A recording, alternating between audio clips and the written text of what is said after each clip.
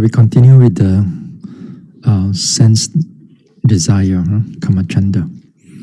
And this is the second part. Last week I was talking about the sensual desire, looking at its characteristic. And all forms of sensual desire, we must learn to overcome them in the right way, in the right manner. So as I said that day, we must need, if the sensual desire arises, then we need to have, at least in the background, some degree of mindfulness to be aware that it's there. And then after that, we label them.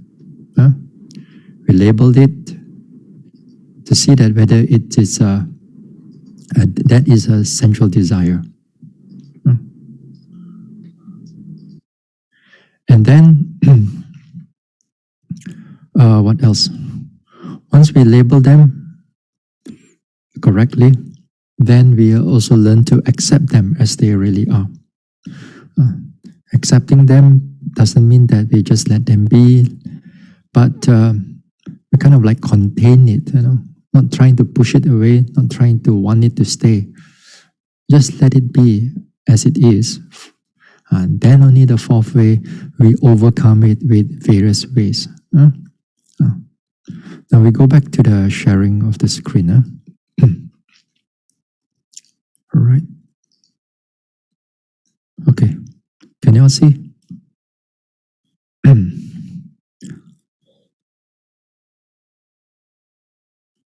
Hey, where's all the four ways? Sorry, hold on. Yes. So we need some degree of mindfulness. Then after that, we recognize it, acceptance and overcoming. Now, if you are a more skillful meditator, by the time you see a sensual desire arises, very fast the mind goes into overcoming it because of the skills and of previously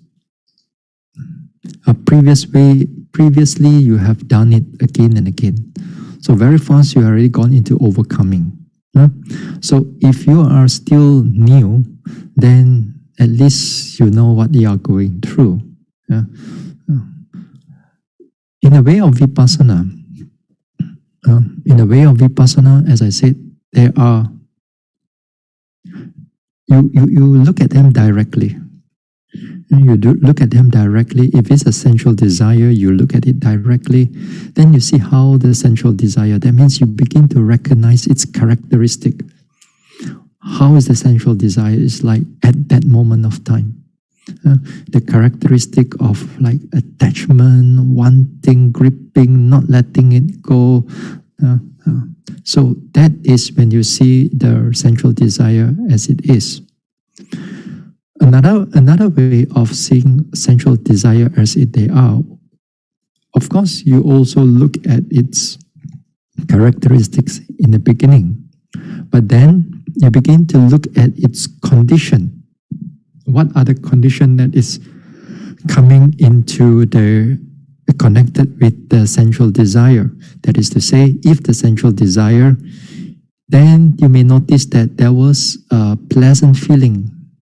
The pleasant feeling arises from the nice sound, nice music. Then you notice hearing, you notice the sound, you notice the desire, you notice the pleasant feelings, you notice the desire, sensual desire.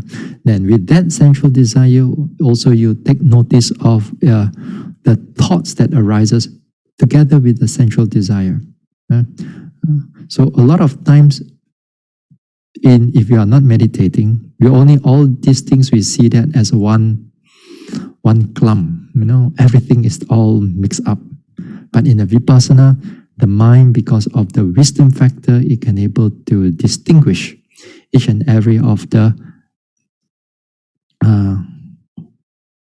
components. Then you can see those things, how this one arises. Now with this way, because of that mindfulness and mental effort and concentration and wisdom factor, and so on, All these wholesome mental states is being built up in the background. So when they build up in the background, they become stronger, then therefore the sensual desire will slowly or very quickly, they will disappear. It depends on how strong and how fast your noting mind arises. For more advanced yogi, then you noted the sensual desire a few times, they're already gone. Sometimes the sensual desire may not be strong. You note it once, also it's already gone. So it's perfectly all right. Sometimes you may not able to see much of its characteristics. It's already gone. It's perfectly all right because it's not strong at that moment of time. Okay. Now, in a way of vipassana, there's also what we call indirect observation. Direct observation, that means you, just now is what I've said, that when you directly note on it. Indirect observation, it means that you know that the sensual desire is there, but you don't go and take note of it. You go to another object. You go to another object in order to arouse the mindfulness and arouse the effort and so on. Now, in the beginning of the practice, as I said, in the beginning of the practice, then we usually don't ask the yogi go and directly go and look into the sensual desire. You try to look into your rising, falling, in breath, out breath, lifting, pushing, dropping, all these movements. This is because that your mindfulness and your noting mind is not strong. When you go directly, go with the defilement, hindrances of the mind, usually or most of the time you are fighting a losing battle. So we ask you to go into another object, which is in a way called indirect observation. You build up on your mindfulness in order to overcome it. Now, there are also, in another, while a person, he's an advanced yogi also, he can also do it in this way. He ignores the sensual desire. He knows the sensual desire is there, but he ignores the sensual desire, but he look into the rising, falling, sitting, touching, and so on. Then the sensual desire at the background, it begin to disappear. That also it's possible. That is also is possible because sometimes you need a number of ways to try to overcome that sensual desire or those hindrances. One way, sometimes it doesn't work. So you need a number of ways. This indirect observation, mostly of the time, we use it, like for example, in the sitting and touching. No. In the sleepiness, then we ask you to go into sitting and touching instead of noting the sleepiness directly. So when you do the sitting and touching, the mind becomes alert. So this is also what we call indirect observation. So the whole thing is to overcome. Is to overcome the sensual desire or any of the hindrances. Your purpose is to overcome them. At the same time, mindfulness and so on, they are building up, which is wonderful. So this is on vipassana. This is on vipassana. On samatha level, all level of samatha jhana, if you have samatha jhana in the past, and a real samatha jhana in the past, then it'll be a wonderful, it kind of like you make your vipassana path or your path of enlightenment much more smoother. But doesn't mean it's shorter, smoother only, The path can be still very long. Now, here all the samatha jhana, when you come out from the samatha jhana and you use this jhana for your you go into vipassana and you begin to see the characteristics and arising, passing away, and so on. So while you're doing it, because of that samatha jhana, it's previously being developed, then it will prevent a lot of your hindrances from coming in. You don't have so much of this desiring mind, sleepiness, thinking, and so on. The mind can go on much more smoother because of the samatha jhana that you have. And also, of course, you must learn to maintain that samatha also. Because samatha practice, even the jhana, if you don't practice for it for some time, you will sort of lose that jhana. So you got to build up on the jhana, then you maintain it. Then with that, you come out, you switch over to vipassana, and then it makes the vipassana much more easier. But then, getting the samatha jhana is not as easy as you think it is, Sometimes some people thought that samatha jhana can get it within like 1 week, 2 weeks, 3 weeks, 1 month. No, not that easy. Not that easy. Sometimes, as I said, this samatha jhana, the corrupted one, there's a lot. Corrupted means that it's kind of like a upakilesa also, but not the real samatha jhana. Samatha jhana really it keeps the mind really balanced. It keeps all the desire and everything out. So this is wonderful. If you have, it prevents a lot of your hindrances from coming in, which is wonderful. And the second part of the samatha also, these 32 parts of the body or the 9 channel ground of contemplation. You see, I put 31, 32. It is because that in the 31 is, when you look at Satipatthana Sutta, that's 31. But the commentary add another one, 32. So you can actually enter into all this for the foulness of the body. And then you can also gain jhana also, first jhana only. But you cannot gain further, and we cannot gain higher jhana. Anyway, this one is this meditation on the foulness of the body. They are very specific to overcome the lust for the body, including the channel ground meditation also, because the lust for the body, a sexual desire, these are one of the strongest sensual desire that a human can have. One of the strongest. And that also we have to have a very good meditation in order to counteract this strong sensual lust. So the first one, we look at the 32 parts of the body. Now these 32 parts and the 9 channel ground contemplations, they are specifically for sensual desire. There are also other form of that. For example, a certain kasina is for all temperament. Whether you are lustful or hatred or deluded also can be used. But these two specifically for lustful temperament or desirous temperament. And this one is good for all of us actually.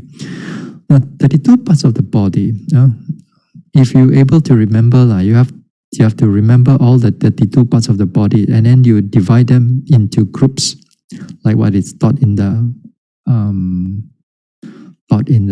Visuddhimagga. So start off with, let's say, head, hair, body hair, nail, teeth, and skin. Head, hair, body hair. You got to remember it forward. You got to remember it backward until you are very sure when your memory about all this head hair, body hair, nail, teeth, skin, you go forward, backward, it becomes so smooth, which is wonderful. Then after that, later part, you must able to imagine mentally where is the head hair. Head hair is in the head area. Where's the body hair? Body hair is in the body area, below the head and every part of the body. So then once you imagine its color, you imagine its location, you imagine its length or the shape or the form, then after that, you begin to reflect on that particular hair. Let's say that hair is in the food. Then if you reflect the hair is in your porridge or very long hair right there, then at time you see that the hair is not beautiful anymore. If the hair is still in the head, then we see this hair as beautiful. When the hair is like, for example, many of you every time you comb your hair, so many come out. Your whole desk, all full of hair. You go shower also full of hair in the toilet or in the bathroom also. You gotta collect so much of the hair. There's a monk, no hair, no, don't see any hair. It's only the devotees come in for the dana. Every day got hair. They know who they are. Anyway, that is how when we reflect the head hair, that's something that is not beautiful. Or sometimes you reflect the head hair with, if you don't wash the head hair, you just leave it be, and then it will naturally becomes maybe moldy, it becomes smelly, it becomes rotten, all these things. Then in that way, when you reflect on that, on its foulness, then the desire towards the body begin to lessen and disappear. It's a good practice.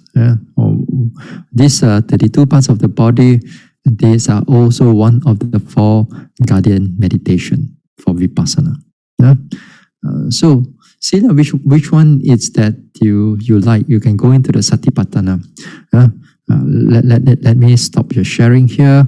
Then we go into another. This one. Let me show you. Okay. Can you all see the this one? Can you all see? Okay. All right. Now, head hair. There. Head hair. Let me. Yeah. Sorry. Wait now. Where does it go? Okay. From here onwards. Head hair. Hey. Lawn.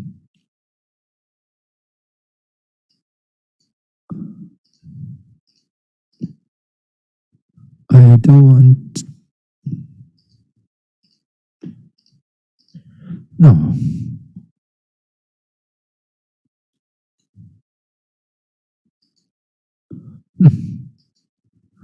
I want to make this go hide notebook. Okay.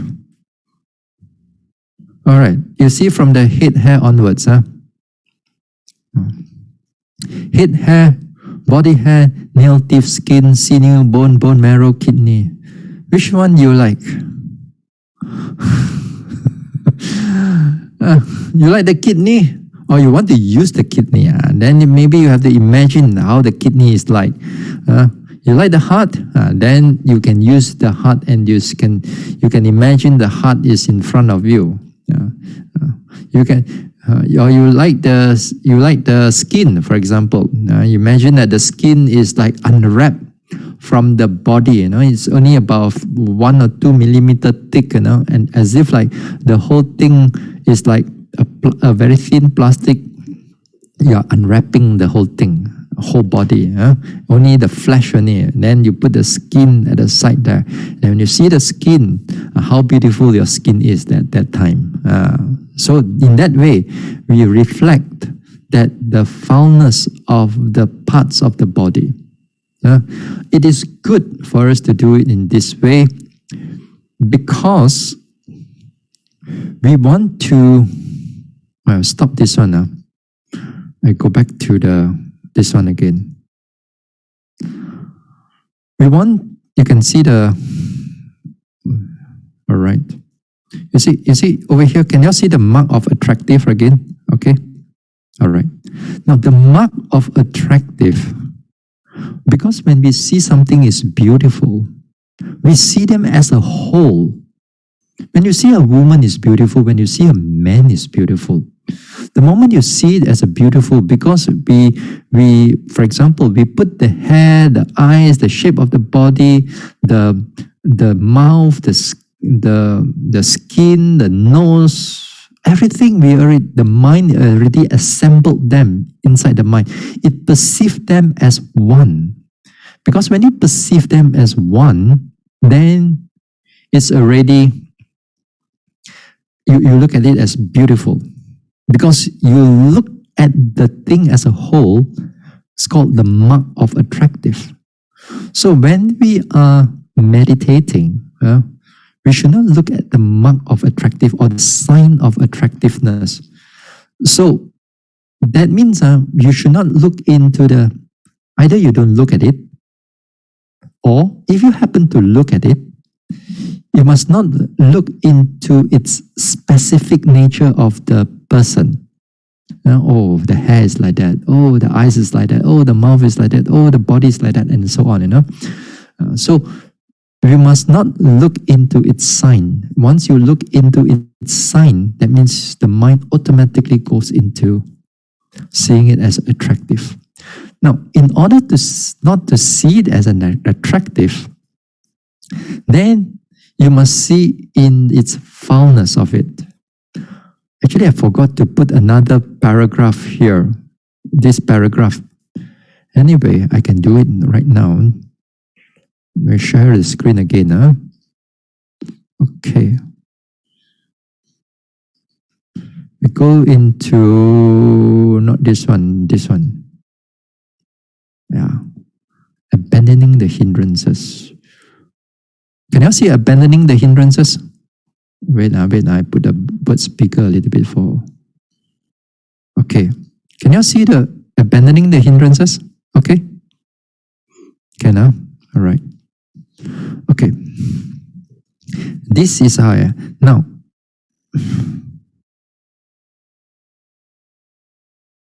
Okay.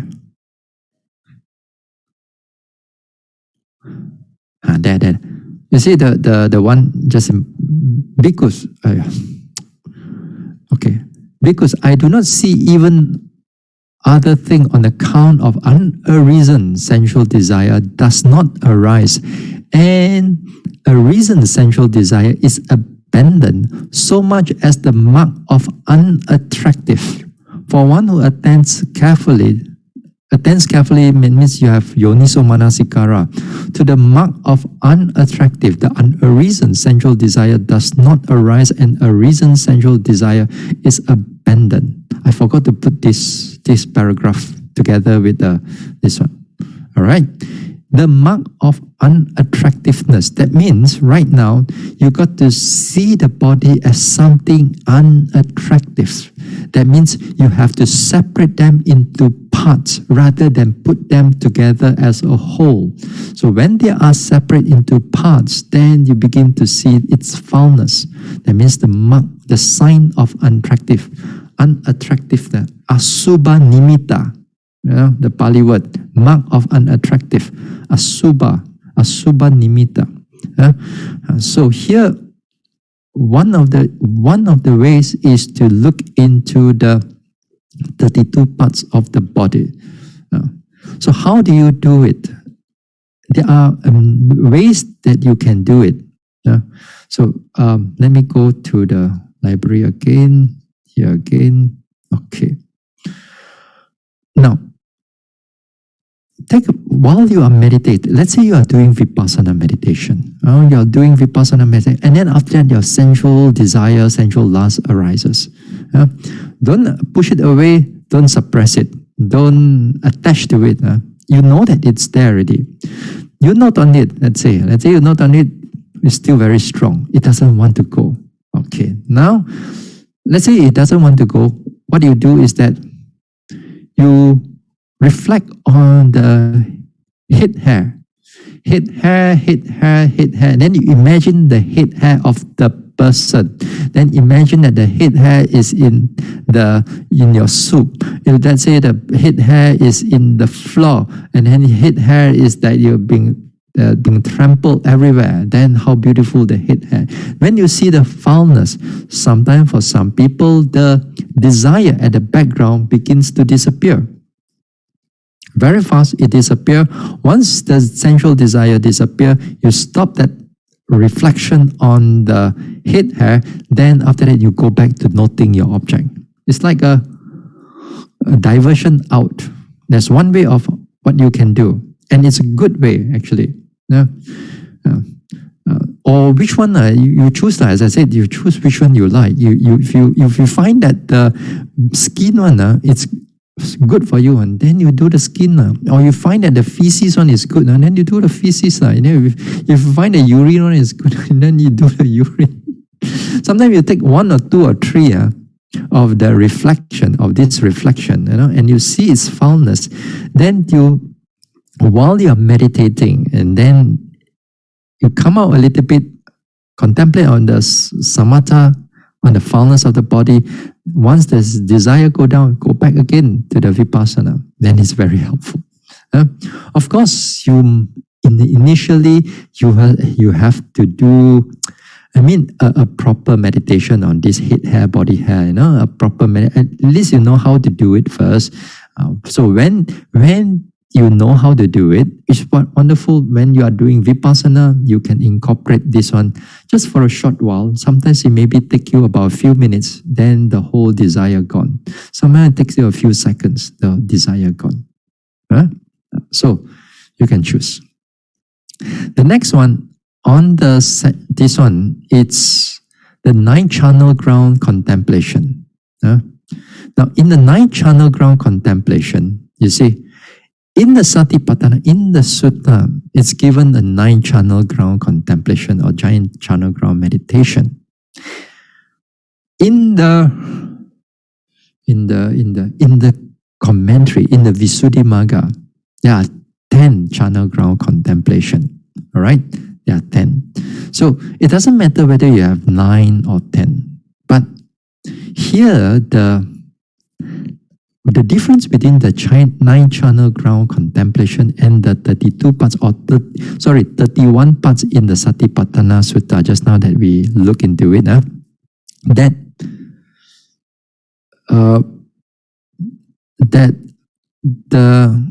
what I'm going to say? No, the 31 parts just now is like all treated as one meditation. Treated as one meditation. Whereas 9-channel ground contemplation is treated as 9 separate meditation. Okay, there's a difference. You look at it into a 9 separate form of meditation. That's why you see it becomes 6 to become 14. So there's 9 ways. Now, how do you do it? Channel ground, it means that those days you don't bury the body. You put it in the ground, and then you wrap it up. Then in the olden days, you wrap it up and you put there in a particular area where people come and dump the corpses there, not underground. Not underground. So, some people says that, some monk says that, or some teacher says that you must go to that particular ground and go and meditate there. That's a very strong smell, you cannot tahan. The smell is very, very strong because of a dead corpse. And you see how the dead corpse is rotting as the day passes through. As the more days pass through, it becomes even more smelly. Okay? But in the in this this one, it says that you can reflect. You may not need to go, but if you can able to reflect, that is also very good. If you have a very clear reflection about the stages of rotting of a body, then also is very good. If you have that state of mind, now maybe the first one, you see, again, because as though means that if you can reflect, he were to see a corpse thrown aside in the charnel ground 1, 2, or 3 days, dead, bloated, living, or oozing matter. A bhikkhu compared this body, this same body with dust. This body too is of the same nature. It will be like that. It will not exempt from that fate. Now here, sometimes we can able to reflect especially not in the COVID time, especially when it's other times when people have a funeral for 3 days, or 3 days, or some people have funeral for 5 days, the wake for 5 days, not funeral, the wake for 5 days. Then you can see that sometimes the corpse, it begins to start to expand, it becomes too bloated. And you can, although the coffin is sealed tight, but you can somehow, when you go near the coffin, you can smell it. Especially we monks, we know that every time we go for funeral chanting, they make the monks sit near the coffin. And you sit near the coffin, you chant it, and you can smell it. Yeah? Anyway, now, because, of course, in a coffin one, they put all the dry ice and everything. You don't see it dead and bloated and livid. But if you put in the charnel ground, you put in the sunlight, then after 2 or 3 days, you find that it's really bloated out because of the gas and everything. Now, if you find this interesting, and it impact onto your mind, that means it's a good meditation object. Well, if it's impact your mind, it means it's good. That means the more terrible it is to you, actually is the better it is for your overcoming of lust. So how do you do it, this one? Now, it's the same way just now like what we do at the head hair, body hair. Now, this time, what you do is that you contemplate or you reflect when the desire arises. When the person, let's say you kind of like fancy a man, or fancy your husband, you fancy your wife, or fancy your girlfriend, boyfriend, when you're in the meditation. And those images is keep on coming in and coming in. And then what you do is that you change the images, that particular image, as a corpse. Now you change it as a corpse, and then you reflect that corpse already 2 or 3. Now how beautiful your partner is and everything. So in this way, when you reflect on those things, then the whole desire very fast, it drops. When it drops again, you bring it back to the vipassana, and then you notice the rising, passing away, rising, falling, and so on. It can be very helpful. It can be very helpful, and it just need you to take maybe 30 seconds or 15 seconds in order for all the sensual desire, it gone, immediately gone.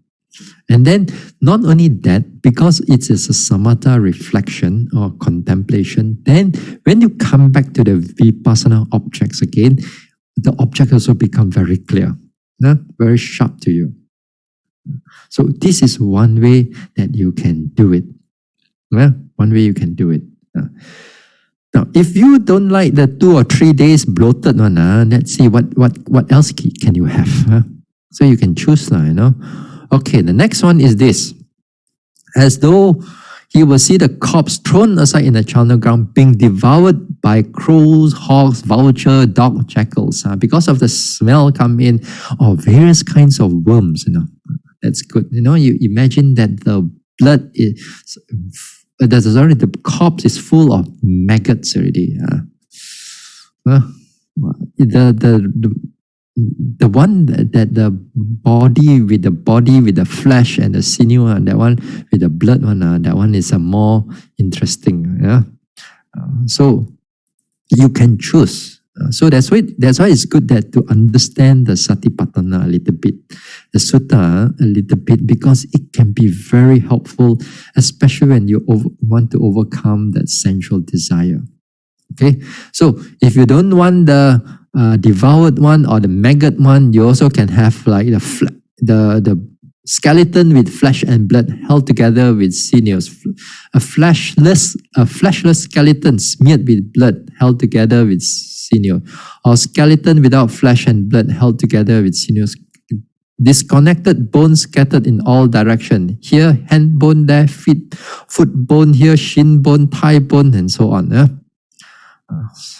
Or you like the bones are bleached white after some time, heap up, and so on. You can read this Satipatthana if we don't have all the time to go through all these things. If I were to go through this topic, how many is inside here in the participant? Let me see. I think maybe 20% only will be coming in. Because you don't want to hear all these things. You want everything to be nice and beautiful. But this is one way of really to overcome our sensual desire. They are very strong in all of us. And to do this both of these 32 parts of the body or this 9 channel ground contemplation, you must have mindfulness. You must have good mindfulness. You must have, at least initially, either you have a strong mindfulness or people that guide you through this meditation, which is good because sometimes, once in a while, we heard that when monks do this meditation wrongly, especially these two, because you are looking at those unattractiveness of the body, sometimes the mind becomes distorted. Instead of the reflection of non-attachment or asubha, and then it comes with mindfulness, but then they come with anger. Instead, they come with anger, they comes with aversion for the body, and then when you look at other people, you get very angry, you don't come near me, and so on, and then becomes mentally distorted. It means some health can have a mental health issue. So that's why mindfulness is very important in doing this too. And it's good also if you have a teacher to guide you. Not many teachers encourage yogis to go through this one, especially when you are a lay person, when you enjoy a lot of beautiful things, and when you reflect these things, sometimes the mind becomes a lot of distortion comes up. That's why teachers, sometimes they don't encourage yogis to do that. Now, when you do samatha meditation, right? Now, when you do samatha meditation, compared to a vipassana meditation, although samatha meditation, sometimes it can abandon the sensual desire much more faster compared to a vipassana. But then, you don't see the characteristic of the sensual desire. Whereas in the vipassana, we are actually looking into its characteristic. And it's good that we understand its characteristic for a long-term basis. Not only just in the meditation, but understanding its characteristic of the sensual desire in many ways as how it appears to you. Also, you can able to use that in your everyday life. That you know that sensual desire arises already. Desire arises. You can acknowledge it much more faster than before. That means you can able to curb that sensual desire better Not until it becomes too much and it begins to give you all kinds of suffering only, then only we realize that all these are sensual desire. So it's good in the long run. So samatha one, it is sort of like it makes things disappear much more quicker. It also is good because sometimes our sensual desire flare up very strongly. With this contemplation, it brings down that flame of sensual desire very fast. It douses it off very fast. So both of them, samatha way and the vipassana way, they have this own strength. So this thing. Now, we go back to the sharing of screen again.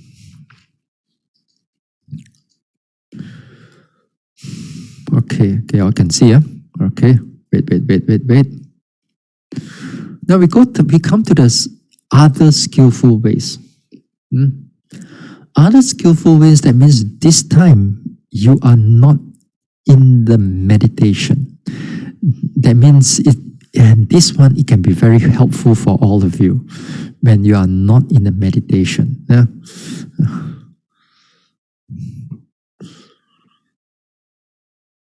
Other skillful ways, when you want to overcome the sensual desire by reflection, that means you must have wise reflection, you must have proper reflection, yoniso manasikara behind it. How you want to maneuver it, in what aspect you want to maneuver it, to apply your mind at the first thing you need that right or wise reflection and wise thinking. Whereas the samatha and vipassana, when we are doing it, it's also yoniso manasikara. But it's kind of like a wise noting or wise attention, Whereas in here, you're not noting, you're not paying attention directly, but now you're more like reflecting. You're more of a reflection. So, what can you do? What area can you have a good reflection? Here, wise reflection on impermanence, death, old age, sickness, karma and vipaka, and the four requisites, and so on, which is good. Now, a lot of times, especially we Buddhists, after some time, you are in the Buddhist circle. Sometimes you sit down with your Buddhist friends. Oh, all old age already. You see, old age. Talk about old age. You talk about you don't have this strength, that strength. You talk about your hair getting white or getting gray. You're talking about your wrinkles. You talk about your teeth. You talk about your hearing. You talk about your cataract. You talk about your those things. When you look at those things in a more wisely reflect, and you reflect it in wisely in this sense, then you find that you can able to accept that old age is coming in. You can accept death is coming. You can accept certain sickness we are going through, or we will experience in the future. That means the acceptance is there. It's wonderful. It's good. Because a lot of times we talk about that. A lot of times we talk about karma and vipaka, in whatever ways that when you are, with your friends and so on, which is good. Because it in all these ways, it helps us to loosen, here and there, loosen here and there our sensual desire or in another way, craving or attachment to life as a whole. We may not see its effect. We may not see its effect immediately, but because of our reflection again and again over the years, we find that the mind is much more easier, much more open to all these things. Although there's some little attachment here and there, no doubt, because this is only on a wise reflection. But it's good because with this wise reflection that you have, next time, because you don't think about sensual desire so much, that means when you go into vipassana or samatha practice next time in the future, then by habit, by mental habit, you don't go through all this sensual desire much while you are meditating. Because of the everyday habit that you have. Now, another thing is that these four requisites. The four requisites, this is especially for the monks and nuns. And also, of course, lay people also can reflect about these things. The four requisites here are like your shelter, your food, the medicine, the shelter, food, medicine, what else? Suddenly I forgot. So, shelter, food, medicine, what else? Shelter, clothing. Yes, thank you. Yes, shelter, food, medicine, and clothing, or the robes, For us, it's the robes, but for you, it's this one. When you are in the meditation, when you go for a retreat, more or less you only have also have this four also. Mostly. Now, this four is the basic needs that monks need to have. And a lot of times we are encouraged to reflect upon these things. Take for example, like the food that we are eating, that we reflect on it, that this food is not for beauty, not eating for beauty, not eating for pleasure, not eating for this or for, it's only for the sake of sustenance of the body, in order we can able to develop the mind further, because it gave us a very good condition. Now, we also, in the other sense, that when we reflect on these things, the mind doesn't attach to the food so much. Doesn't attach to the food so much because of a constant reflection. Now, especially when you are sometimes monks, every now and then, because people like to give them good food, they want to give the best to the monks because they also want to gain merits, and then they want to offer the best food. So the monks get a lot of good food, especially like in Malaysia. Like in Malaysia. Now, when it happens every day, the mind, if you don't reflect on this food, the mind becomes attached to all the habitual, you thought that every day is going to get a good food. But when things change, and or some days you don't get good food, the mind can get angry. Or what are they doing? They don't like this. They don't like me. The mind can think of all kinds of terrible things, that the devotees are boycotting and so on. The mind can think wrongly. So if the mind is not reflecting on when the good food is there, you just take it just for the sake of this one. If not, some monks they are too pampered already, becomes habitual already. Then when things get not so good, they get bosong, they get very angry internally. Sometimes they say it out to the devotees also. So because of didn't reflect on the food that much. So you got to be, so as a monk or as a nun, this one you got to be very careful. Also too, sometimes you go into a meditation retreat, also the same thing. You don't expect that particular time is always good food for you. When people change and when the cook change, and then you get the food that you may not like it. Sometimes there are some people like that. They go into a certain monastery. They thought that after some few years, you got good food. Then after that, the cook change. Then after that, the cook is no good food, and then all these things are.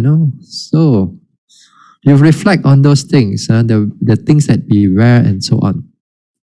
Even like, for example, like the things that our clothing or robes or your dress or your shirt or your pants and so on. Although we don't go too much of, as as hopefully all of you don't go too much into fashion, into all this very expensive stuff. If you want or two, it doesn't matter, lah. But sometimes people like to show off. Everything has to be branded. So when things are not going your way, sometimes now what I want to say, I forgot because I'm not wearing your clothes. But the thing is that sometimes people get very attached. Branded things has to be there, and when it's not branded, they also get angry. So hopefully, you reflect on the things that we wear. But the things that we wear doesn't mean that it has to be appropriate to the occasion. You have to be appropriate to the occasion. For example, like even we monks, and we want to go out, we have to dress. We have to put our robes properly before we go out. We cannot simply just put the robes in any way to go out. So we have to do it properly. So when we want to go to our seniors or go to our teachers, we have to put the robes in a proper manner. So we want to look into our juniors, also we have to wear our robes properly and so on. So we have the proper way of wearing robes on the proper time also. So for lay people also, you all should do it in that way. When you go to an office, when you go to a proper meeting, you have to dress up properly also. Not overkill, but dress up properly. When you go to a retreat, you dress up properly. When you go to a temple, you dress up properly. Some people come to a temple as if like they are going to a shopping mall. They want to reveal almost everything. You know what I mean? I think that means if you do it properly, there some wise reflection is there also. Because there are sometimes there are Buddhists, they become over Buddhistic. Then everything they wear is like they are going for a retreat. They go to a shopping mall, they wear like a yogi. They want to go to anywhere, makan everywhere, eating or whatever, they wear like a yogi. That's not appropriate. You don't do that. You're lay people, you're not monks, you're not nuns. People judge you the way how you wear in the world. It's like that, And you say, don't care about what people judge you. No, I don't. You should be proper in how you wear this thing. Anyway, that is for you all to decide. So there are 4 things here. Controlling the sense faculties. Controlling the sense faculties here means that if you can avoid looking at things and going for beautiful things and so on, if you can avoid them, then okay. If you cannot avoid them, once in a while you want to enjoy, it's perfectly all right, especially for lay person. But you must learn to set the limit. You cannot live like a monk or a nun. I, for example, I don't have to go anywhere. I don't have to go like to a restaurant, to a shopping mall, to this and that. And yet my mind can be okay, perfectly all right, As long as I go for exercise and keep the body properly, then okay. I don't have to go anywhere at all. But for some people cannot. Some people, even Buddhist devotees, Bhante, we have to go out and makan a little bit with the family, gather up a little bit. If not, now we stay at home, we can go siao, Bhante. I understand. Once in a while you go out, but of course at this time you go with a risk, you all know that. But then there are people on the opposite end, they're afraid of going out, and they start to have all kinds of anxiety, all kinds of mental distortion and mental health problem. There's another extreme. Because they view everybody like they're having COVID like that. So you see, because the mind, because of the desire and the fear is there. Yeah?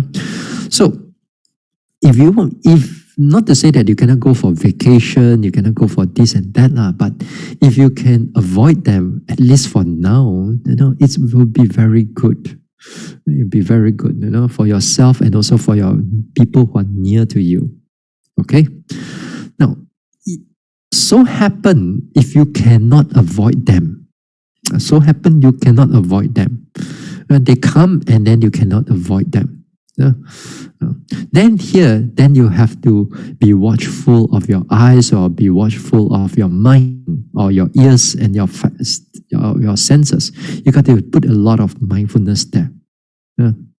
Sometimes, for example, like sometimes there are beautiful ladies will come and seek audience with us. Will come and meet us and to discuss something and so on, to say hello and all that thing. So we as a monk also, we have to be very mindful, because that time you cannot avoid. You cannot like, okay, too beautiful, I don't see you. I don't see auntie only. Cannot be. So that time we have to be mindful. We have to be very alert. Yeah, especially, honestly, especially like in Thailand. In Thailand, the ladies can be very beautiful. So you got to be, so the eyes and the ears has to be very careful. Not only their beauty is there, but sometimes when they talk, very lemak one, their words are very, not like here in Malaysia, but then they have a certain way of talking. Very gentle and so it can melt the heart. So you got to be careful. Yeah. So you got to have a strong sense faculties. So too for lay people also. If you certain things at times you can avoid it. If not to say you avoid everything, but if you have just certain needs and certain wishes, then okay, it's perfectly all right. Moderation in food. Moderation in food here, it means that when you eat, you don't eat until like you are fully bloated. Moderation in food, that means that when you eat, according to the text, Visuddhimagga especially, you eat until like about your 80% full. 80% full, and then 80% full means that including your dessert also, And then with the 10% or 20%, you put it as a soup or your drinks. Yeah? So that one is called moderation of. You don't overeat. You eat what is enough for you. Now, moderation in food doesn't mean that every day the same amount. There are days you may eat even less than what you normally eat, but that is your moderation for that day. Another part is that some days you need more, and your moderation can be double what you've been eating normally.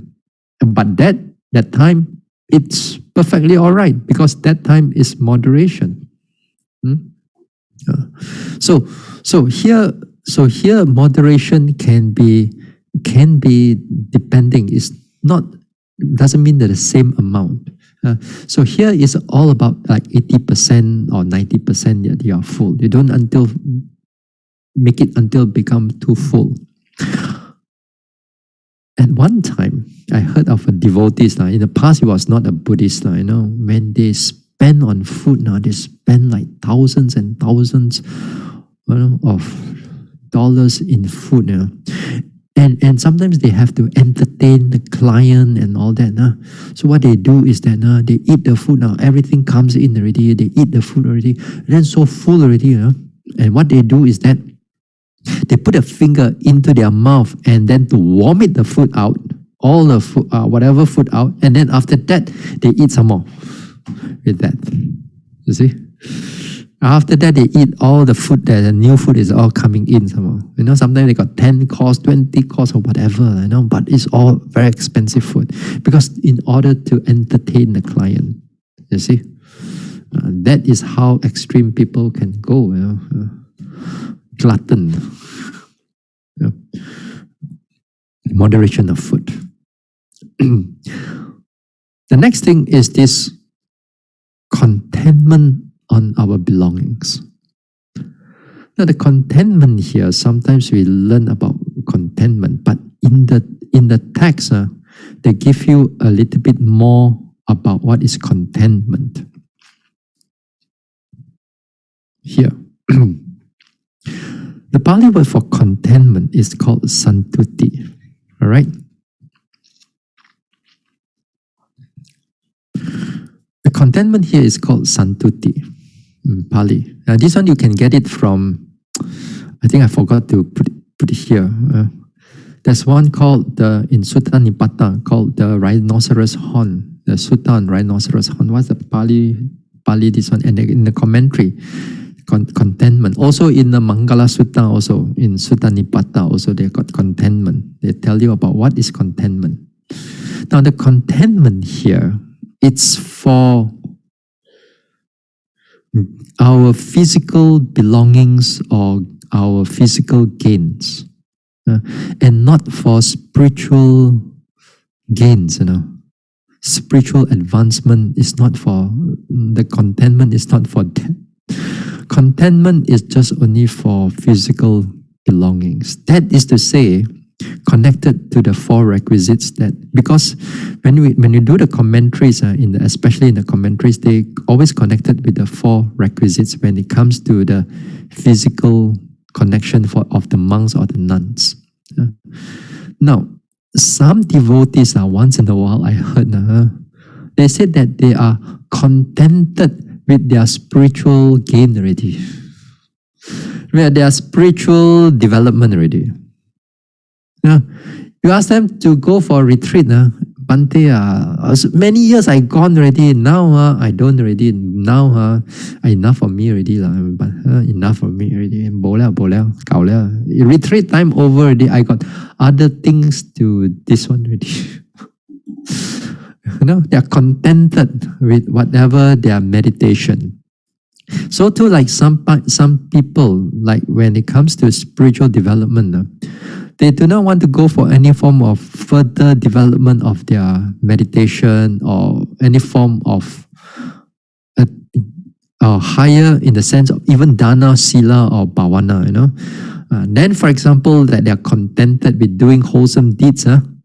Like they are Vesak devotees or Katina devotees, once a year only they come to the temple. You ask them to do more, no, thank you. Are they Buddhists?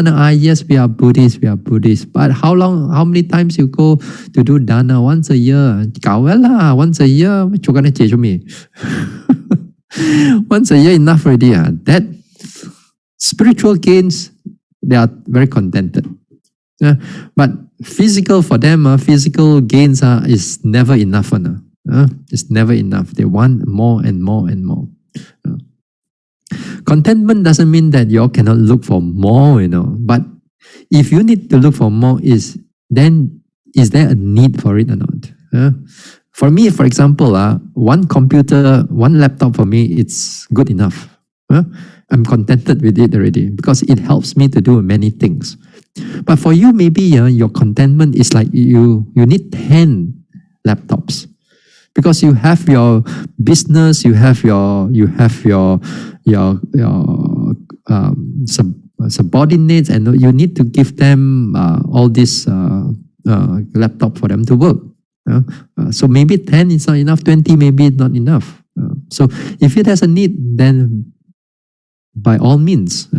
But we don't go overspend and overdo and everything. So this is what it means for contentment or the physical gains. Now in the text, in the commentary, they tell you of 12 types of contentment. Here, that means you're contented oneself about the four requisites. That means whatever that you're being offered right now with the food, let's say the food today, you are offered good food, contented with it. Don't get attached to it. Don't get attached to it. Other days when you are offered the food is not so quality-wise, is not so good, then don't get angry about it.